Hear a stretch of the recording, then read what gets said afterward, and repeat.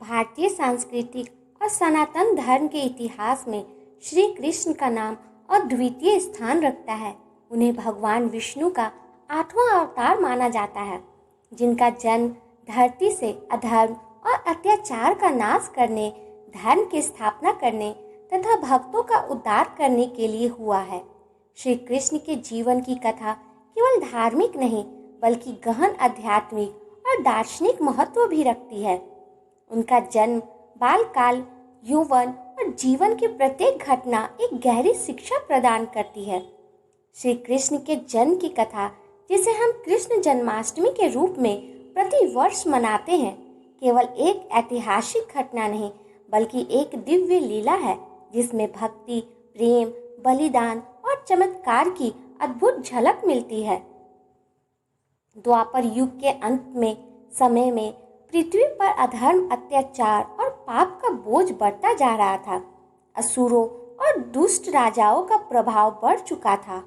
कंस जैसे अत्याचारी राजा अपनी प्रजा को भय और आतंक में रखते हुए थे। पृथ्वी माता इस पीड़ा को सहन ना कर सकी और उन्होंने ब्रह्मा जी के पास जाकर अपनी व्यवस्था सुनाई। पौराणिक कथाओं के अनुसार पृथ्वी माता ने गाय का रूप धारण कर ब्रह्मा के समक्ष रोते हुए कहा, हे ब्रह्मा, अधर्म का बोलबाला हो रहा है, पापियों का अत्याचार बढ़ रहा है, निर्दोषों का संहार हो रहा है। कृपया भगवान से मेरी रक्षा के लिए निवेदन कीजिए। ब्रह्मा जी उन्हें लेकर क्षीर सागर गए, जहां भगवान विष्णु शेषनागी रूप में योग निद्रा में विराजमान थे। देवताओं और ब्रह्मा जी ने मिलकर प्रार्थना की कि भगवान स्वयं अवतार लेकर अधर्म का नाश करें। भगवान विष्णु ने आश्वासन दिया कि वे यदुवंश में जन्म लेकर कंस जैसे दुष्टों का अंत करेंगे। कंस का अत्याचार और देवकी वासुदेव का विवाह। मथुरा नगरी में उस समय कंस का राज्य था। कंस अत्यंत बलवान, युद्ध कला में निपुण और असाधारण पराक्रमी था, परंतु वह अहंकारी और क्रूर स्वभाव का था। उसकी बहन देवकी का विवाह यदुवंशी वीर वासुदेव से हुआ। विवाह के बाद जब कंस स्वयं रथ में बैठकर अपनी बहन को और बहनोई को उनके घर पर पहुंचा रहा था, तभी आकाशवाणी हुई, हे कंस, जिस देवकी को तू प्रेम से विदा कर रहा है, उसका ही 8वां पुत्र तेरी मृत्यु का कारण बनेगा। यह सुनते ही कंस का चेहरा क्रोध और भय से भर गया। उसने तलवार खींचकर देवकी की हत्या करने का प्रयास किया, लेकिन वासुदेव ने अत्यंत बुद्धिमानी से उसे रोका और कहा, हे कंस, तुम्हें देवकी से कोई भय नहीं होना चाहिए। तुम्हारा विनाश तो उसके 8वें पुत्र से होगा। मैं तुम्हारे पास उसके सभी संतानों को स्वयं ला दूंगा।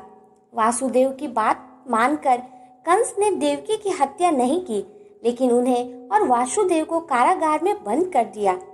देवकी के बच्चों की हत्या।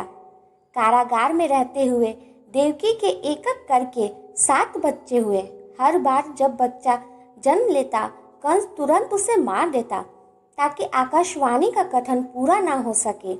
7वें गर्भ में बलराम का अवतार हुआ, लेकिन भगवान विष्णु की माया से, योग माया ने वह गर्भ सुरक्षित रूप से वासुदेव की दूसरी पत्नी रोहिणी के गर्भ में पहुंचा दिया।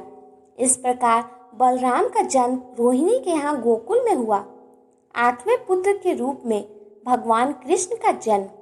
देवकी के 8वें गर्भ में स्वयं भगवान विष्णु अवतरित हुए। द्वापर युग की अष्टमी तिथि, रोहिणी नक्षत्र, मध्य रात्रि का समय, वर्षा ऋतु, चारों ओर शांति, गगन में चमकते तारे, यमुना का कलकल बहना, ऐसे दिव्य वातावरण में भगवान श्री कृष्ण का जन्म हुआ। भगवान ने अपने चारों ओर भुजाओं वाले दिव्य रूप में देवकी और वासुदेव को दर्शन दिए। उनके हाथों में शंख, चक्र, गदा और कमल थे। उन्होंने कहा, माता पिता, मैं ही हूँ वह जिसे आप कई जन्मों से पुकार रहे हैं।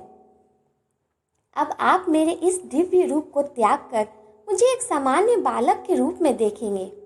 कृष्ण ने आदेश दिया कि वासुदेव उन्हें गोकुल ले जाकर नंद यशोदा को सौंप दे और वहां जन्मी कन्या को लेकर वापस आए। कृष्ण को गोकुल पहुंचाना। भगवान की माया से कारागार के सभी द्वार अपने आप ही खुल गए, पहरेदार सो गए और बेड़ियां टूट गईं। वासुदेव ने टोकरी में बालक कृष्ण को रखा और यमुना नदी पार करने निकले।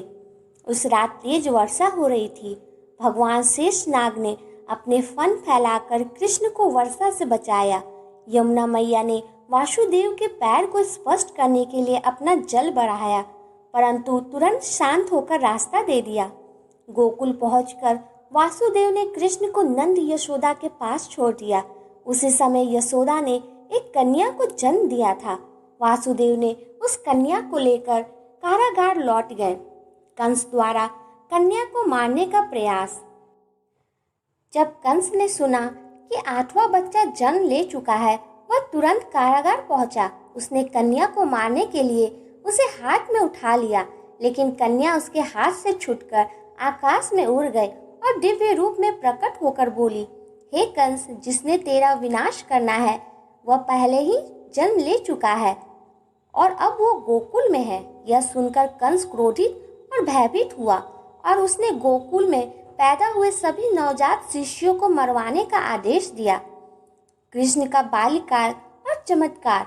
गोकुल में नंद बाबा और यशोदा माँ के स्नेह में पले बड़े कृष्ण ने अनेक अद्भुत बाल लीलाएं की। उन्होंने पूतना राक्षसनी का वध किया जो विष पिलाकर उन्हें मारने आई थी। सक्तासुर का और त्रिनाथवट जैसे असुरों का संहार किया। गोवर्धन पर्वत उठाकर इंद्रदेव का अहंकार तोड़ा और गोकुल वासियों की रक्षा की। कृष्ण का मथुरा आगमन और कंस वध। युवावस्था में अखाड़े के कुश्ती दंगल में भाग लेने के बहाने कृष्ण और बलराम मथुरा आए। यहाँ उन्होंने कंस को युद्ध में पराजित कर उसका वध किया, जिससे मथुरा नगरी अत्याचार से मुक्त हो गई। कृष्ण का जन्म का महत्व। श्री कृष्ण जन्म कथा हमें यह सिखाती है कि अधर्म चाहे कितना भी शक्तिशाली क्यों न हो, धर्म और सत्य विजयी होते हैं। भगवान का अवतार हमेशा धर्म की स्थापना और भक्तों की रक्षा के लिए होता है।